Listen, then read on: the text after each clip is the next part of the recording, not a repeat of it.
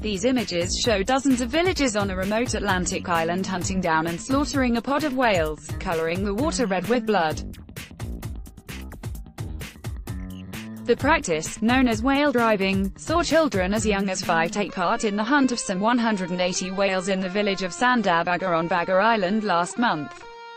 Every summer, hundreds of pilot and beaked whales are killed across the Faroe Islands, a Danish archipelago located hundreds of miles off the Scottish coast between Norway and Iceland. Whale driving on the Faroe Islands date back to the late 16th century and involve residents herding pods of whales into shallow waters. They are then killed using a spinal lance that is inserted through the animal's neck to break its spinal cord.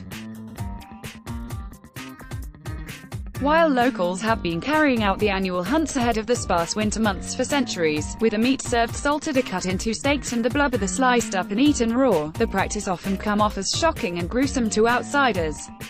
Cambridge University student Alistair Ward, 22, was visiting the archipelago last month to celebrate his graduation when he and a friend stumbled across the whale hunt.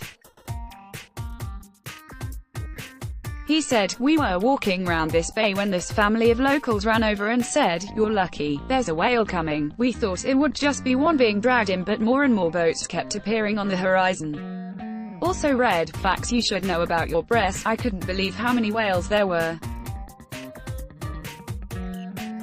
They were driving them into the bay, prodding them with their oars. Once they got close enough, the whole town sprinted in and started hacking at them. Even the children were getting involved, pulling on the ropes and jumping on the carcasses. We were just sat there speechless and a bit upset, but you couldn't really pull yourself away." He added, "The squealing from the whales was horrible. They were putting hooks on ropes in their blowholes to pull them in and then hacking at them with knives. They didn't die in a very humane way. A lot of the locals were all saying how it's the same as farming, but I couldn't really agree with that. Children were jumping on top of them. They just have such a different attitude to us because they brought up on it." The hunt has been criticized by animal rights campaigners in the past, who say the ritual is cruel and unnecessary.